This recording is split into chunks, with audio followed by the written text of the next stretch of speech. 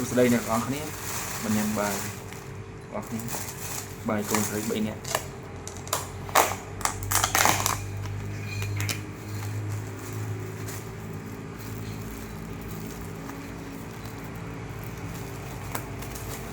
con vô ai là tê Oscar đúng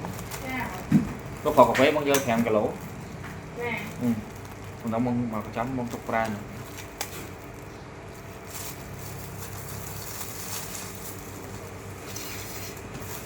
cái gì ngon hả bà có khai xăm không khai là sao mong đấy đâu thông phí dương xây cho ngay nhé đại phí mong ban là phải tay bị tốt không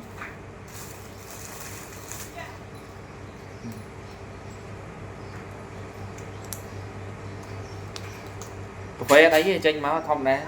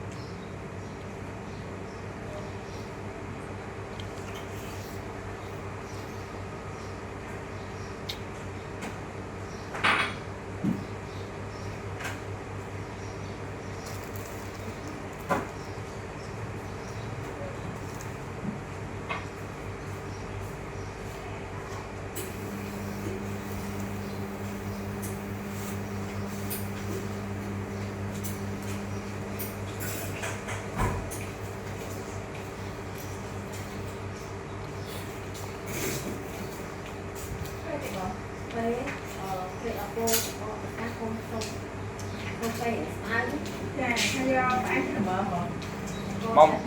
nón đại quạt có chắc được không? Cái lục khe khá xanh tại chỗ của khoai ăn tại để cho khá xanh là khô cái ốc mộng cây nữa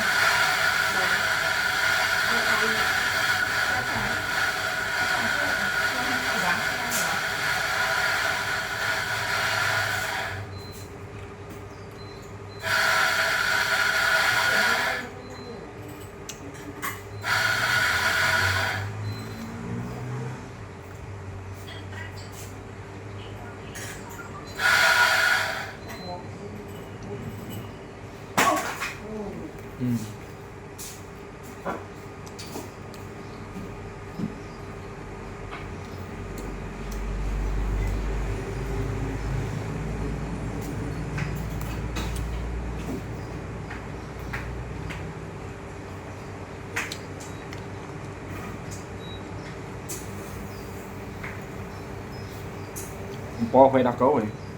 nên gọi là giờ ai đã tay mà là cái ngon nó phải đặt cố ngày có hãy tính bị mà kêu thì đừng hiểu chứ không anh mỗi đê rồi về không ăn được gì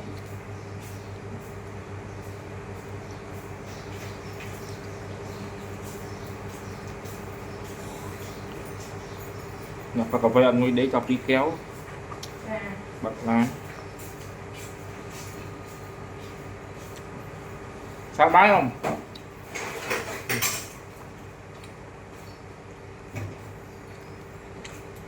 nó một bài đâu bán ở đấy họ bay nó nói là về thời giờ bạn nói mà nhắm ăn đấy bài bài bom mà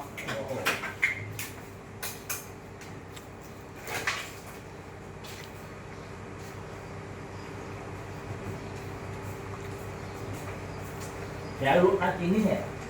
bán dạ lúc đã chín được nhảy đánh chiên dạ lúc thơ không cái này cua sắm cái ông hòa na tâm em mà đây mà chui chứ ông mình chui lo má đêm vào hồng đấy đứng ở sợ đấy bà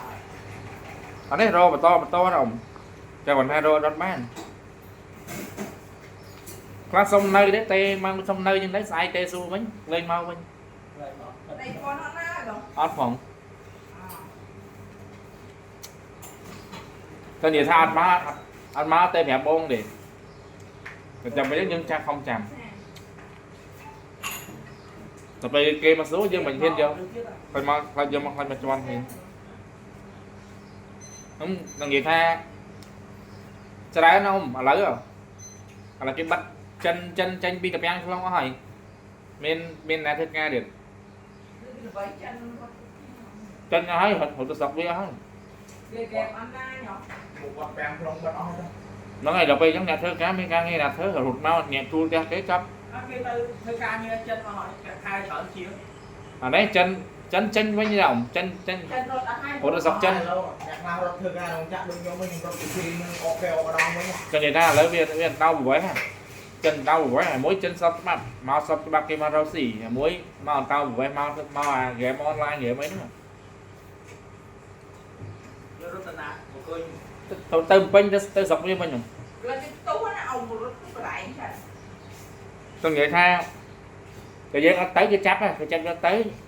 hàng dân hoa chân cái đầm chôn tôi với nhỉ cái đã tốt rồi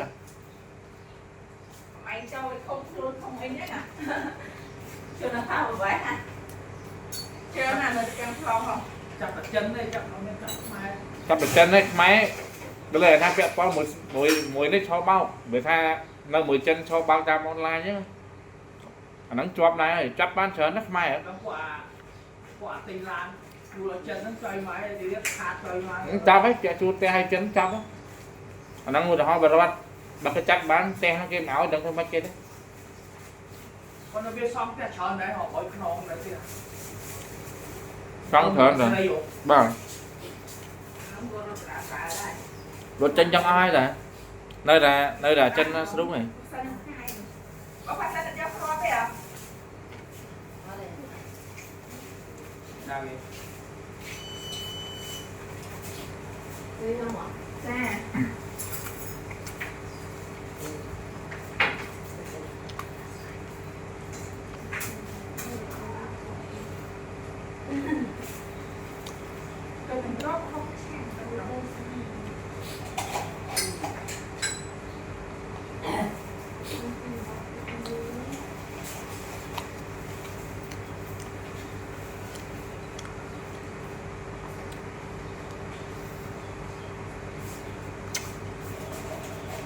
Ừ.